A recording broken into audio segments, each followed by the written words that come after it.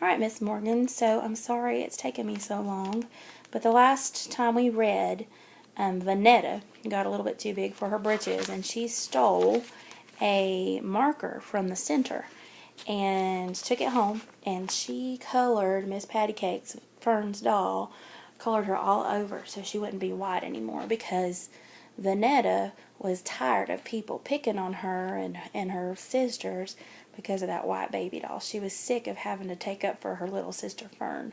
So she did a very ugly thing and ruined Miss Patty Cake and made Fern so mad that Fern jumped her and they started fighting, and it was so bad that Cecile had to step in. And Cecile stopped the fight, but she didn't really make Fern feel any better. She never called her Fern still, and she told her she was too big for that doll anyway. So Cecile didn't make her feel much better, but she did stop the fight. So we're on page 95, Counting and Skimming. I took a bar of ivory soap in one of Cecile's washcloths and scrubbed away the black ink scrawled all over Miss Patty Cake. Big Ma taught me to be a hard washboard scrubber, to not accept dirt, dust, or stains on clothes, floors, or walls, or on ourselves. Scrub like you're a gal from a one-cow town near Prattville, Alabama, she'd tell me, while Vanetta and Fern ran around and played. Can't have you dreaming out of your head and writing on the walls. That'll only lead to ruin. I grabbed Miss Patty Cake's dimpled arms and chubby legs. I went after her cheeks and forehead. I scrubbed every blacked up piece of plastic, wearing down that ivory bar from a nearly full cake to nearly half flat. I scrubbed and scrubbed until my knuckles ached. It was quite a job. When Vanetta picked up that black magic marker, she had been determined to make Miss Patty Cake as black and proud as crazy Kelvin wanted her to be. I soon found it didn't matter if I scrubbed like a gal from a one-cow town or if I gave up on ivory soap and turned to stronger cleaners. While the heavy-duty cleaners and scouring pad lifted the black from the white bathroom sink, Miss Patty Cake's body was another story. The magic marker ink seeped down into Miss Patty Cake's soft plastic skin. At best, the Ajax, Pine Sol, and scouring pad left Miss Patty Cake gray, scratched up, and strong-smelling. Hard scrubbing or not, there was nothing more I could do. Miss Patty Cake would never be Fern's baby doll the way she'd been as long as anyone could remember. I shook all the water from her insides, dried her off, and then put her in my suitcase to spare Fern from seeing her doll baby grayish and ashy. I was too tired to make this thing between Vanetta and Fern wilt away. This wasn't exactly fighting over who gets the gold crown or the last cookie. I knew better than to look for help from Cecile. Worn out, I began to see things like Big Ma did. There was no point in flying us across the country for next to no mothering. I just kept counting down the days. The best I could do was keep Vanetta and Fern separated. Vanetta bathed by herself and Fern bathed with me. Vanetta slept on top of the daybed and Fern slept with me below. Excuse me. Fern no longer looked for her doll when we left Cecile's for breakfast. I wouldn't say Vanetta did Fern any favor, but maybe things worked out the way they had to. Still, Vanetta remained proudly defiant, walking 2 steps ahead of us and leaving us all together once her new friends, the Angtons, were inside. So Vanetta was acting like she was too good to be their sister. She and Janice, the middle Angton, threw pebbles at Hirohito Woods and fussed over who hated him more. For snack time, Sister Pat passed out grapes.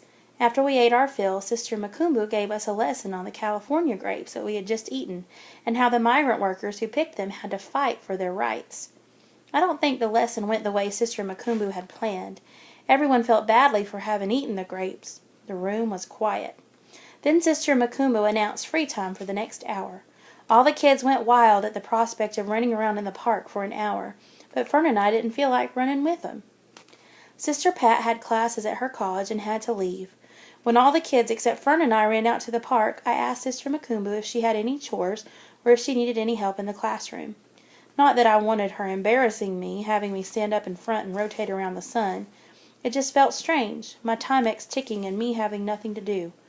If only I'd thought to bring my book with me. A lot of good Island of the Blue Dolphins did, me snug inside my pillowcase. Sister Makumbu rose immediately. She had just the thing to keep me busy until the class came together for arts and crafts. She asked Fern and me to count the Black Panther Weekly newspapers, stacking them crisscross every 50 copies. She said the older kids would take them to local stores or sell the papers themselves. She made it sound like we were doing a great service by helping the newspaper carriers become more organized and accountable. It just gave me something to do, and Fern a reason to stick with me. Poor Fern. She didn't have the knack for counting. She was still angry and heartbroken about Miss Pattycake. She couldn't get past 20 copies without losing her place, and had to start over again and again. My stack of papers grew while she had yet to count out her first 50. "Can't we just go to the park and play?" she asked. I was tempted to let her go, but said, "Come on, Fern, we have to get this done. All you have to do is count out 10 and lay them this way, then count another 10 and lay them that way." I felt Sister Macumbu watching as I showed Fern the shortcut. You know, when someone's eyes are on your back, and whether it's in a good or bad way. I felt her watching us in a good way. Soon Fern caught on, counting and crisscrossing. Her stack of papers began to grow. Not as high as mine, but it grew. Fern was now busy and not missing Miss Pattycake for the moment. After a short while I felt Sister Macumbu's eyes leave us. She must have figured we were all right and had continued doing her own work. Since the Black Panther newspaper cost a quarter, I told myself I'd only skim the front and back pages as I stacked the papers. I would read what I could see. I knew if I flipped a page over and read it line by line, I was officially reading someone else's paper, or as Pa would call it, stealing. I skimmed the front page of every 5 copies. I got into a real rhythm, counting and reading a few key words at a time. There was more artwork than printing on the front page, so I couldn't read much. One thing was for sure, I know Huey Newton if I ever saw him on the street.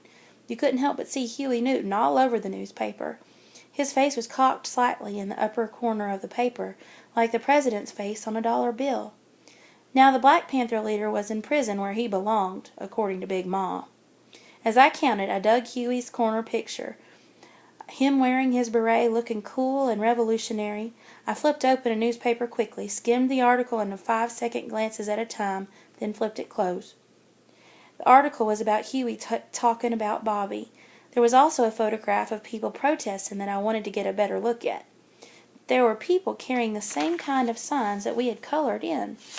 Those could have been our signs. We were probably part of the revolution. Wouldn't that make a fine classroom essay? My Revolutionary Summer? I wanted to read the newspaper, not skim, not steal. I wanted to fold a paper over, sit back, and read every word. I must have lost count.